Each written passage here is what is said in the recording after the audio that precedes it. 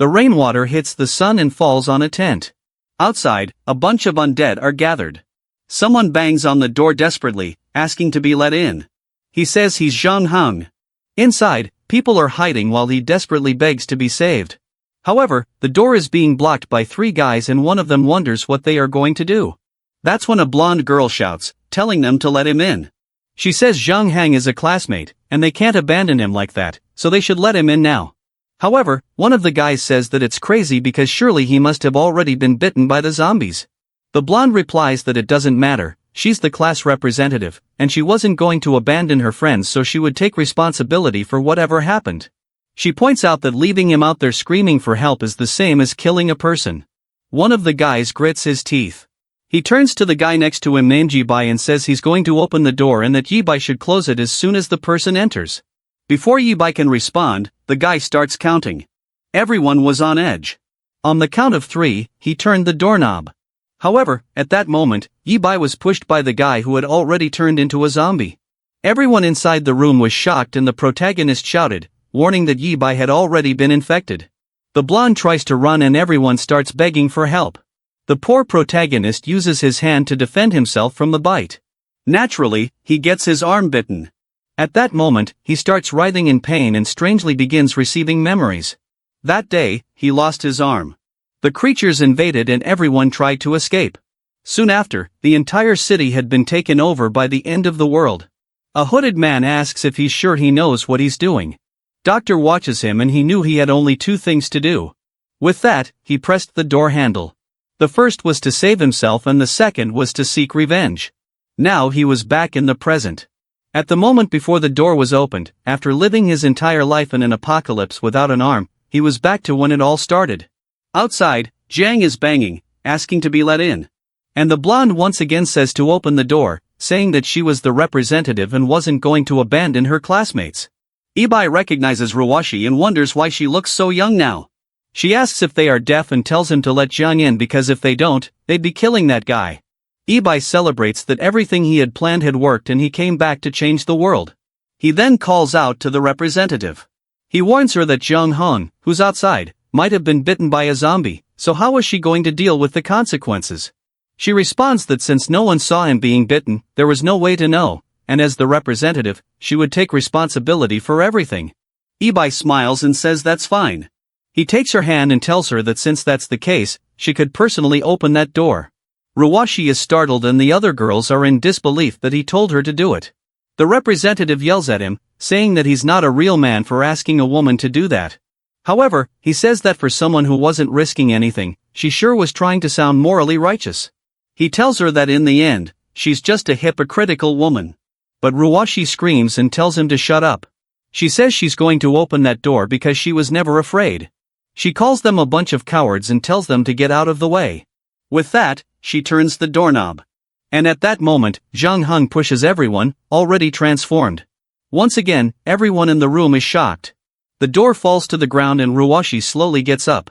However, that's when she gets startled. The infected Zhang Heng was face to face with her. He charges at her immediately, and everyone in the room starts trying to escape. She grabs the guy next to her, saying she was scared. Before he could react, she pushes him, telling him to protect the representative. But a foot comes crashing down. It was Ibai who kicked her in the ribs. The guy threw her as bait for Zhang Heng. Our boy smiles while the zombie grabs her by the waist, and the monster goes straight for her ear. But at that moment, someone grabbed a screwdriver, and they blew the zombie's head apart. The poor girl was drenched, while our boy just had a sinister grin. However, she falls outside, embraced by the zombie. She turns to Ibai and begs to be saved. But he remembers how much he's suffered in the past life because of this girl's persecution. He grabs the door off the floor and starts to close it while she asks him what he thinks he's doing. With that, he locks her outside. He turns to everyone and asks why they weren't closing that door. The scared and fearful group started saying they were going to block the door. They then piled all the furniture, boxes, and ladders in front of it. Outside, Ruwashi kept banging, asking what they were doing. While she pleaded for help, everyone was blocking the entrance. She kept struggling, saying she was the class representative and couldn't be treated like this. The other girls didn't have the courage to do anything. Meanwhile, the rest of the group continued blocking the room. Ibai stood there, watching everything. Time passed, and finally the rain stopped. The group commented that they could no longer hear Ruwashi's voice. Now, everyone in the room was afraid of Ibai for kicking the representative. As far as they remembered, he had been an extremely kind boy. So why did he seem to have suddenly become a different person? Ibai looked back at that moment. The girls were all terrified and crying. The protagonists asked why it seemed like everyone was afraid of him. Hesitant, they answered that they weren't. The blonde boy thanked him, saying that if it hadn't been for him, he would have been killed by the representative. Everyone started siding with Ibai, saying that girl was filthy and only wanted to kill the guy to save herself. Ibai smiled. He said that since everyone was so brave, they should open the door because he wanted to take a look outside. The group was a bit scared, wondering why he wanted to go out. He then said he agreed that kicking her hadn't been a good idea and he wanted to see how she was doing now. His friends, however, insisted, saying it was crazy since there were zombies outside. But Ibai shouted, telling everyone to get out of the way. Scared, of course, the group started moving everything out of the way. They opened the door and slowly, he stepped outside. He stepped onto the grass and said that apparently the representative and Jiang Hung had disappeared. The sun had risen and the zombies had vanished. At that moment, the group closed the door on him. From inside, they yelled that they shouldn't let that crazy murderer back in because he would kill everyone. However, Ibai didn't seem to care at all. He continued walking across the field while everyone wondered if he had lost his mind. That's when the blonde boy was startled. A female zombie was standing face to face with Ibai and he was calmly walking toward her. The creature noticed him, but he calmly kept approaching. He smiled and gripped the tool. In the next moment, he rushed at her and everyone was left wondering why he was charging at the zombie. The poor creature didn't even understand what was happening when she took a blow to the head. Boy, if he didn't stop, he smashed her right into the ground and that was that. The group inside was now certain that guy had gone insane. However, our protagonist was pretty exhausted for someone who had just done all that. The boy went over to the creature's remains and pulled out a pearl. He smiled and found an energy stone. That wasn't just the origin of the apocalypse, but also an extremely necessary material. At that moment, even a footstep behind him. He turned and faced an old zombie. The monster was coming at him slowly.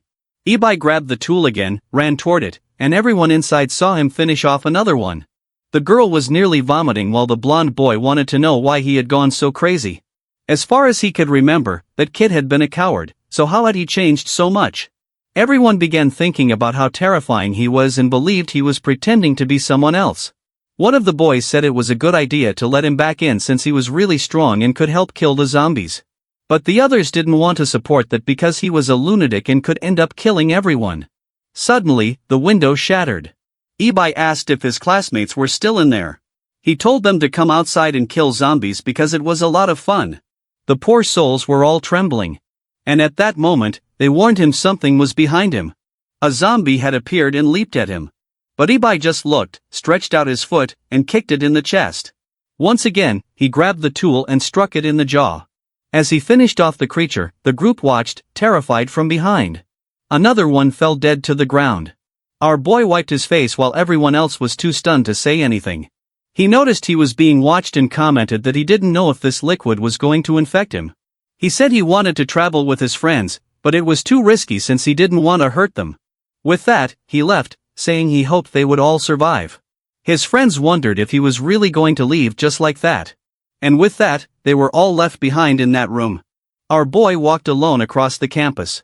He climbed the stairs while thinking that this was the beginning of the apocalypse.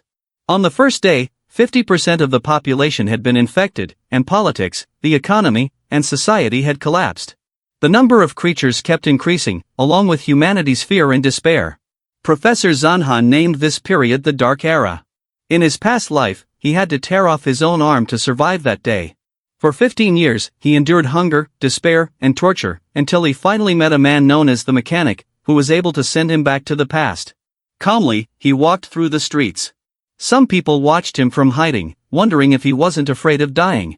Others suggested inviting him inside, but they said that if he was walking alone, he must be dangerous. Yabai ignored everything and walked near a park. The zombies were there standing still, seemingly ignoring him. But as soon as he turned his back, those bastards came after him.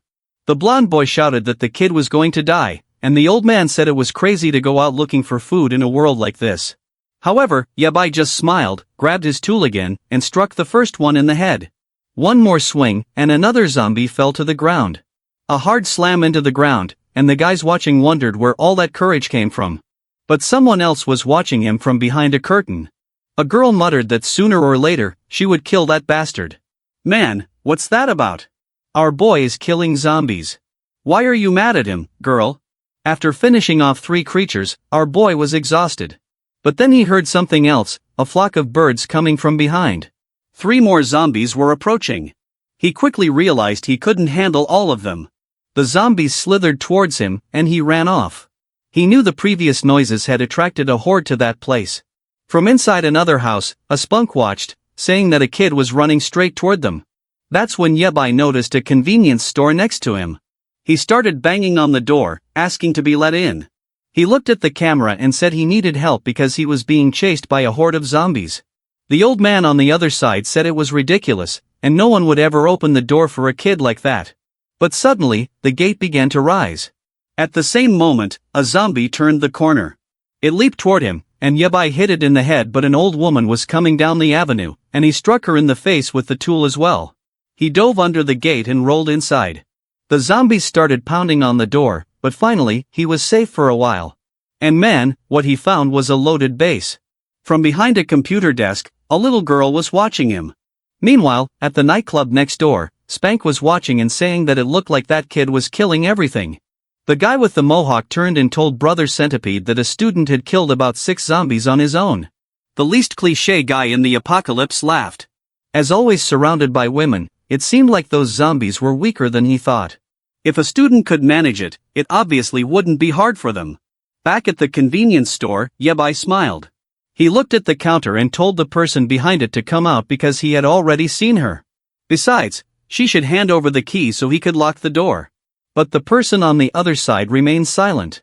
He let out a sigh and started groaning, saying that his wound hurt a lot and he was about to die. Suddenly, the girl came out from behind the counter. She stepped in front of him and tossed him some medicine. But man, he's cruel. He grabbed her by the arm. For God's sake, don't turn this into a romance. She looks like someone's daughter. Yabai told her to hand over the control, assuring her he wouldn't do anything. She asked what control he was talking about, but she clearly had it in her hand. He reached for it and snatched it from her grip. Immediately, she ran off in a panic. She came behind the counter and kept watching him. Man, he kicked one of the shelves, startling the girl. He said she was an idiot for believing him when he said he was injured. Some time passed and it started raining. Our boy was lying on the bed, exhausted. The same little girl was tending to his amputated arm. Obviously, Yabai was in excruciating pain. After a while, she said she was done and our boy thanked her for saving him. She opened a first aid kit and said that it was really dangerous outside and her father had told her to stay here. He could rest there and later she would bring him some food. With that, she left the room while he thought she was way too kind. She was the only person out of all the doors he knocked on who let him in. If it weren't for her, he would have been eaten by those zombies outside. But after a while, he heard her asking what some guys were doing. That immediately woke Yabai up. Some people were standing in front of the store and the so-called centipede thanked her for opening the door for his friends. Frightened, the little girl asked if they just wanted some food because they were hungry. He said that's exactly what they wanted and now all the food in that place belonged to him. She told them her father would be back soon. But the guys said her father had already been used as bait for the zombies and now that no one was there, they could start playing a game. Yabai stood in the corner listening as they took the girl's life. After stealing the food, they dumped her body on the floor, calling her an idiot. But now, back in the present, he knew this time he had to save her. First, he had to make sure she understood how cruel this apocalyptic world was, even if that meant she would see him as a bad person. She then knocked on the door and it seemed like he was going to take the role seriously because he immediately shouted asking why she was bothering him. She apologized, saying she had washed his clothes because they were too dirty. He got even angrier when he saw how kind she was. He told her to throw those clothes away and get out of there. A bit embarrassed, she said that was fine. He hadn't told himself that with such a weak personality, it would be hard for her to survive in a world like this. However, taking a hot shower like this was amazing since in the future, all the water would be contaminated. He finished his bath, knowing that luckily, this convenience store had plenty of food and water. The goal now was to obtain some equipment and weapons. Looking in the mirror, he remarked that being younger was really amazing. No back pain, no burning legs, and being young was truly incredible. The only downside was that even his abs had disappeared. He opened the bedroom door and saw that she had left a suit for him. Immediately, he shouted, asking how he was supposed to fight zombies wearing something like that. The scene shifted to the nightclub. Centipede told everyone to listen up. That convenience store definitely had food and liquor, but it wouldn't last long. The plan was to get out, kill the zombies in front and steal everything from that place. Not to mention, that maniac knew there was a cute little girl there, so it would be easy to finish everything off. He then told his brothers to go and kill the zombies so they could start the robbery. The creatures continued banging at the front of the convenience store. Meanwhile, Ibai approached and called the girl's attention. He told her to stop being so stupid and said he had a question. He wanted to know why she was there alone and what happened to her family. She explained that her father had gone to gather resources, but hadn't returned. At that moment, he slammed the table, asking if she was stupid for letting him in alone like that. What if he had wanted to do something bad to her? How would she defend herself? Frightened, the girl said that he had said he was hurt and covered in blood, so she was afraid of letting him die out there. But once again, he shouted, asking if she had noticed that he was being chased by a bunch of creatures. With a personality like that, she would just be a burden, so it would be easier for him to kill her and save himself the trouble. However, since it would be boring to be alone from now on, she would have to obey him. He warned her that she would have to do everything he said or he would kill her on the spot. The group from the nightclub was heading toward the zombies. Or rather, the zombies were heading toward them. They went out with courage, but after seeing the first one get devoured, all hesitated. They began questioning whether these creatures were different from the ones the student had killed. But Centipede told them to charge ahead or he would kill the whole group himself. However, one of them ran off, saying that dying to the zombies was scarier. Centipede then grabbed him by the hair, threw him toward the zombies, and said his wish had been granted. The fool asked how he could do such a thing. While he was being devoured, the rest of the group was finishing off the creatures. The problem was that Centipede soon realized there were too many, and they would have to flee. The peace had been disturbed by the horde following them. Meanwhile, the convenience store had become peaceful. The little girl climbed the stairs and brought some ramen to our boy, saying she had made it for him. She also brought the hot water he had asked for, but he told her to get out of there because she had done enough. He warned her that unless he called for her, she better not come into that room. With that, she closed the door and he prepared the noodles. He started eating immediately because he was starving. As soon as he tasted it, he got excited and smiled, saying it was really good. However, our boy grabbed the bottle of hot water. He started approaching and Centipede asked what he was doing. Our guy took off the cap and poured it on him. Man, his hand turned red and blistered immediately. Centipede was in agony but couldn't let go of the hand or he would fall through the zombies. Ibai told him he was an idiot for asking for help while threatening to kill someone. But at that moment, someone tugged at his sleeve. When he looked back, it was the little girl telling him to stop. She warned him that it would be better to let that guy in and stop hurting him. That surprised both the protagonist and Ibai. He immediately turned to the girl and told her to get out of there because he hadn't called for her. But she kept insisting, saying that her father had told her not to hurt others. He stood silent for a second. Then he asked if she wasn't afraid of that guy coming into the house and killing her. Centipede, however, said he would never do something like that. He was just starving and ended up in this situation because he was surrounded by zombies. The outside was already full of creatures, so unfortunately, he couldn't leave anymore. Ibai was angry that the girl had interrupted his plan to kick the guy in the head and let the zombies eat him. Then he noticed the box cutter on the table. Centipede came in, thanking her for her kindness. But he warned that now that he was inside, this was his territory and anyone who refused to obey would have to die. Now the girl realized she had made a mistake. The sky was dark and there were zombies everywhere. A bald man and a boy were blocking the door. It was the remaining people from the nightclub and the bald man said it was that bastard Centipede's fault for dragging everyone into this. The girls were all screaming in panic and they didn't know what to do because now that bastard must be dead. The worst part was that the wooden door was about to be destroyed by the creatures outside. The bald man couldn't see a way to keep the place standing. He called out to the girls, telling them to come help block the door. But as he looked at them, he thought to himself that he would have liked to enjoy them more. But unfortunately, that wasn't going to happen. The only way to survive was to run away and let them die. Back at the convenience store, Centipede stood in front of Ibai, smiling, and told the girl that she was cute but too naive to think he wouldn't kill anyone. However, now that he was inside, he would give her the chance to surrender and become his slave. Then he looked to the side and said he had to deal with the bastard who poured hot water on his hand first. Out of revenge, he made sure the boy would suffer as much as possible. But Ibai stood silently, holding the box cutter in his hand. The little girl insisted, saying that her family owned that convenience store. She added that downstairs there was chocolate, plenty of snacks, and enough food for everyone there. The two stood in silence for a second. The girl smiled, saying everyone could eat together and live peacefully and happily. Centipede lost his temper, lunging at her, asking if she was making fun of him. But the box cutter came in. In half a second, Ibai slashed at the guy's hand. Centipede screamed in agony. But Ibai spun the box cutter, ripping it in a reverse hold. Centipede blocked his move. Our boy was aiming for his throat. But it was undeniable that the guy was much bigger and landed a kick to Ibai's stomach. Our boy was thrown back, and the girl fell to the ground with him. Bleeding, Ibai walked across the room toward him. He mourned that it was the first time in his life that someone had made him this mad.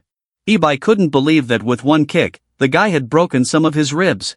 At that moment, Centipede started stomping on his leg. Our boy was in agony. Centipede wanted to know how he had killed a zombie so easily earlier. Ibai said he wouldn't tell, and the guy replied that he was asking for death. He began stomping on him, saying eventually he would change his mind. The little girl was just watching. Ibai was using this as an opportunity to teach her a lesson.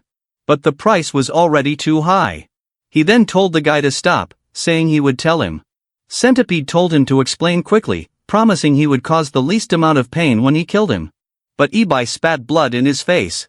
Of course, this didn't make the guy happy. He threw Ibai against the wall and kicked him in the stomach again. Centipede asked if he thought this was fun and started stomping on him again. Man, he told Ibai to die and hit him in the jaw. I think our boy's attempt to teach a lesson is going a bit too far. But that's when the shift finally came. The little girl whipped him across the neck.